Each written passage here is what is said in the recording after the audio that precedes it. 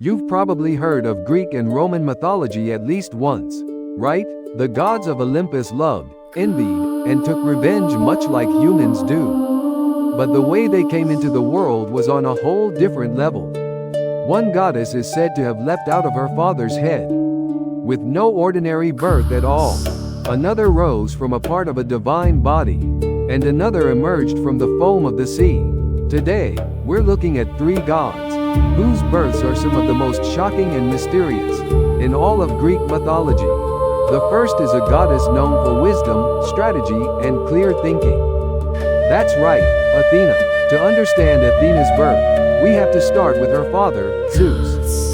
After becoming ruler of the sky, Zeus married his first wife, Metis. Then came a troubling prophecy. The fates said that Metis would bear a daughter equal in power to Zeus, and after her, a son who would surpass him. For Zeus, that was a nightmare. His own father, Cronus, had lost power to his children, and Zeus had no intention of repeating that story.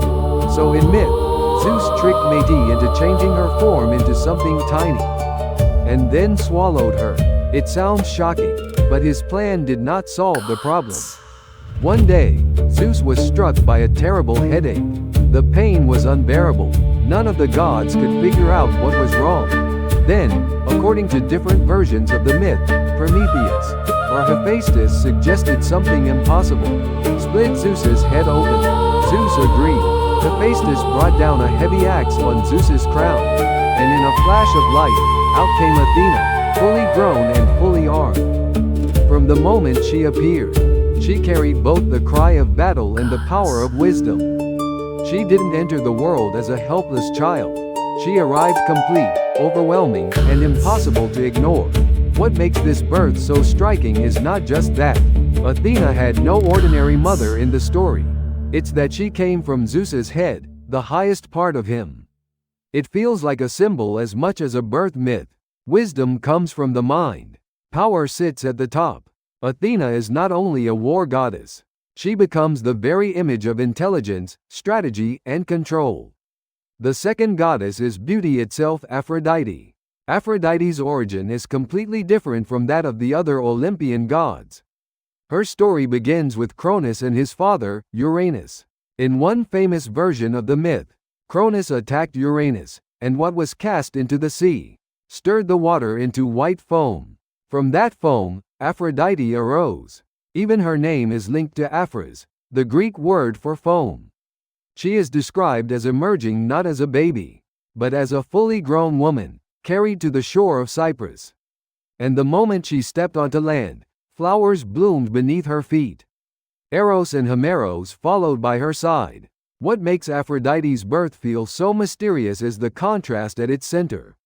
In the myth, beauty and desire come out of a scene shaped by violence and loss. That contradiction may be exactly the point. Love is beautiful, but it is never simple. Desire can bring life, but it can also come with pain, chaos, and longing. There is another tradition too. In Homer, Aphrodite is described as the daughter of Zeus and Dione. But the version that captured people's imagination most powerfully is the one where she rises from sea foam after the fall of Uranus. That image stayed alive for centuries in Western art. Botticelli's The Birth of Venus is the most famous example. Aphrodite standing in a shell, covering herself with her long hair, has become one of the most recognizable images in mythology. It shows just how lasting this myth still is. The third god is shocking in a completely different way. Dionysus, the god of wine, ecstasy, and madness, is known as the god who was born twice. First from a mortal woman, and then from his father's body. The story begins when Zeus falls in love with Semele, a princess of Thebes. Hera, of course, is consumed by jealousy. Disguised as an old woman, she goes to Semele and plants a dangerous doubt in her mind. How could Semele be sure this was really Zeus? Why not ask him to reveal himself in his full divine form? Semele is persuaded. She asks Zeus to grant her one wish, and once he promises, she asks to see him as he truly is. Zeus knows this will end badly, but he cannot take back his word. when he appears with all the force of thunder and lightning. Semele cannot survive the sight, but she is carrying Zeus's child. To save the unborn baby, Zeus takes the child and places him inside his own thigh, where he keeps him until the time comes. And so Dionysus is born again, this time from Zeus himself. That is why Dionysus is called the twice-born god, once from a human body, and then from a divine one. And that strange birth fits his nature perfectly. He is a god of joy and release, but also of frenzy and ruin. He can bring celebration, but he can just as easily bring chaos. He feels deeply human, yet also distant and overwhelming, like something far beyond ordinary life. Athena, Aphrodite, and Dionysus each enter the world in a way that feels unforgettable. Athena comes from her father's head as the goddess of wisdom. Aphrodite rises from sea foam born from a wound in the heavens. Dionysus is saved from death and born again from Zeus's thigh.